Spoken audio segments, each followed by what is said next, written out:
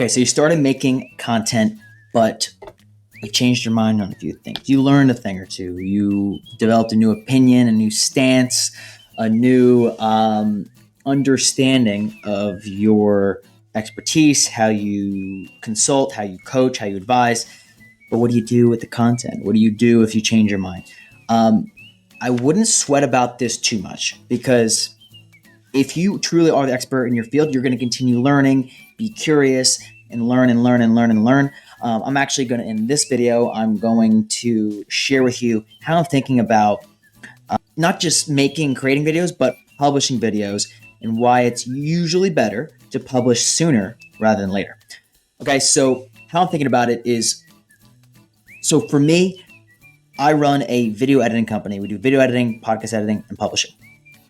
So I like to think I've learned a thing or two about what it takes to edit videos in a quality way and a timely way as well. So something I've noticed from like the creator, the content creator psyche, or like the business owner creating content, the entrepreneur creating content, the business operator creating content, or even an employee at an organization creating content for their personal brand, but also by amplifying their personal brand, they're amplifying their company's brand as well.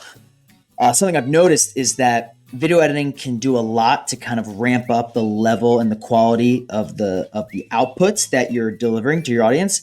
But I've observed that our customers tend to start using video editing as their crutch. They start to hide behind the video editing with the idea that, okay, I'll record this video, and then the video editing is going to fix me. Or they say fix my video, but it almost sounds like they're saying fix me. So part of how I'm thinking about this, and I think it also helps with the challenge of how do you publish on more than one platform? How do you start building a bit of a content ecosystem, especially around video, given that video can be cumbersome, have a lot of nonsense admin tasks, and publishing can be a hassle if you're actively publishing on each platform. So what I'm thinking about with this is, regardless of how much video you're getting edited, I do think there's value in creating video that has little to no editing.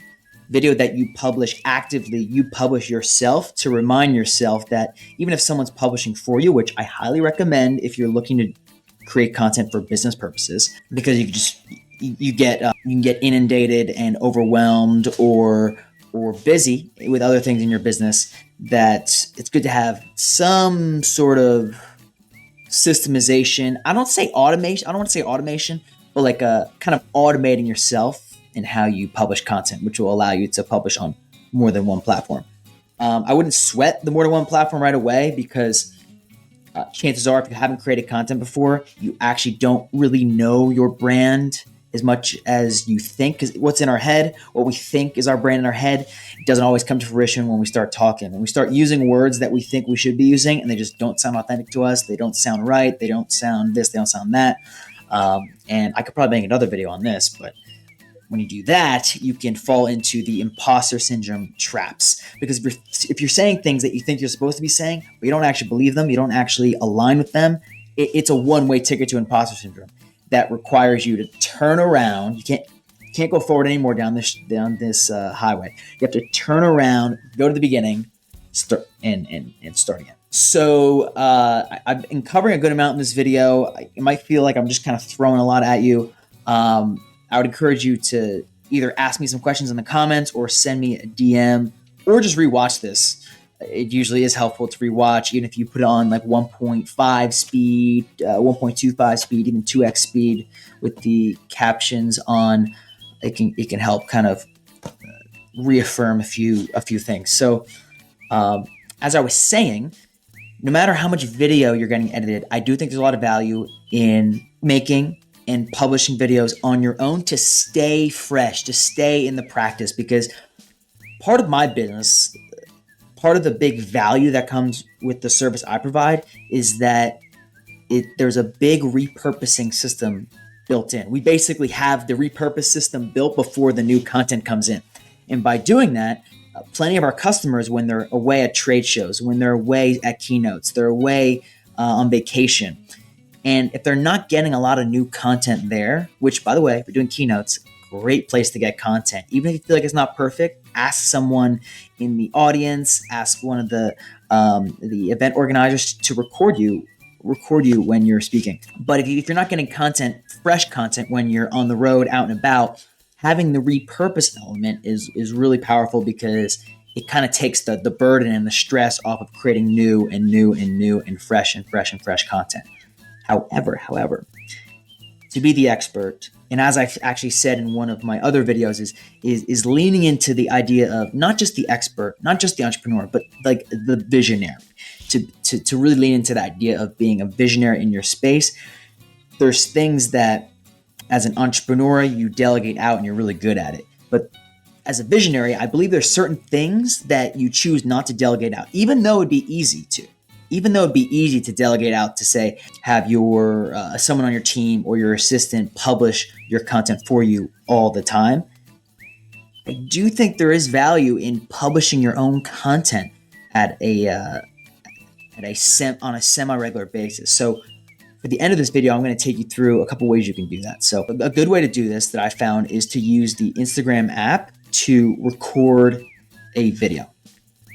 And what you can do with that is you record your video, you'll record it in the mobile format, and you record it for as long as you want. A lot of these short form video platforms have allowed longer and longer times. I think Instagram is a good place to start. I actually have two other options as well that I'll share with you. I think Instagram is a good option to start, though, because you can record your video, you have it, and then you go and you download that video. So now you have it on your phone to then upload to the cloud. So you have it backed up either in Vimeo, in Dropbox, Google Drive, OneDrive, insert cloud provider. But then inside Instagram, you can also go to the stickers option. You go to the stickers option, and then you go to the top left. It says captions. You click on that, and now you have captions burnt into the video. So now you can publish that video to Instagram. And then I should probably do another video on how you can use this one video from Instagram and share it to a few other platforms. But if I have a little time at the end of this video, I'll do it. But for now, I'm going to share with you the other two options you can use to get going with video. So I shared the one for using the Instagram mobile app. The two other options are the YouTube mobile app and then the Snapchat mobile app. So let's start with YouTube. YouTube, if you've heard, YouTube Shorts has been around for a fair while now. And the difference between YouTube Shorts and Instagram Reels for building the behavior of making content on a regular basis and publishing content on a regular basis is that Instagram doesn't have as big of a limit. It caps at 90 seconds, but there's usually a way around that. You can go to post and then just do a longer video. Very simple. So with YouTube, though, YouTube Shorts caps out at 60 seconds, and it has to be in the mobile format. What can be good about this is if you feel like, what can be good about this is when you have 60 seconds to speak on something, you might feel like you don't have enough time. But what it'll kind of incentivize you to do is to talk faster. And when you talk faster, your energy will go up. You'll get a little more excited. You'll get a little more into what you're talking about. And then you can keep delivering that value and in a shorter period of time. So like the video that you were going to do on Instagram that would have taken a few minutes, it's going to take 60 seconds on YouTube Shorts because you only have 60 seconds. So you can really push yourself to talk faster, talk with more energy, talk with a bit more, dare I say, passion. All right, so the third option is to use the Snapchat mobile app. So the thing I like about Snapchat, especially if you're not totally sold on speaking on camera and publishing your content super publicly, Snapchat's a good way to test it out with a smaller group of friends, and the interface on Snapchat is easy enough to use. You can publish it to your story, or you can publish it on a public profile on Snapchat. Just start getting used to creating content in that way. I am going to actually, I've thrown a lot in this video, but I am actually going to go and talk about how you can use the Instagram videos. You can do this with YouTube too, but I'm recommending Instagram here. You can use those Instagram videos that I mentioned how to publish earlier, and you can use a variety of repurposing softwares to extract the video from Instagram and share it on other platforms. So, For example, with Instagram, you published it onto Instagram and you added the sticker, which is the captions. You can use a software called repurpose.io to extract your Instagram videos and send them to another platform. So you could send them, for starters, you could send them to LinkedIn. So your Instagram videos, every time you upload to Instagram, you can have your videos upload to LinkedIn as well. That's one option. I think that's probably the most seamless option of the options I've used with repurpose.io. You can also send it to TikTok. However, with TikTok, it only takes up to 60 seconds for that repurposing, and you also have to go into TikTok yourself and publish them manually again. A way to kind of work around this is to use the video that you were going to publish on Instagram, and before you publish it, download it with the sticker, the captions on it, download it, upload it to TikTok first, and then have it loop back around. So go from TikTok to Instagram. Now, I know this might sound really confusing, and it's totally okay if it does. If you're interested in learning more about this, me and my team could do this for you. But I want you to at least have information first. You can start to wrap your head around what you want to get started with, how you want to get started, not just getting your videos edited, but also how you want to start publishing new and fresh content on your own on a semi-regular basis with a little bit of cadence. And I hope this video is helpful for you. If you have questions, totally awesome. Just drop them below in the comments or send me a DM. And I look forward to talking with you in a future one. Catch you soon.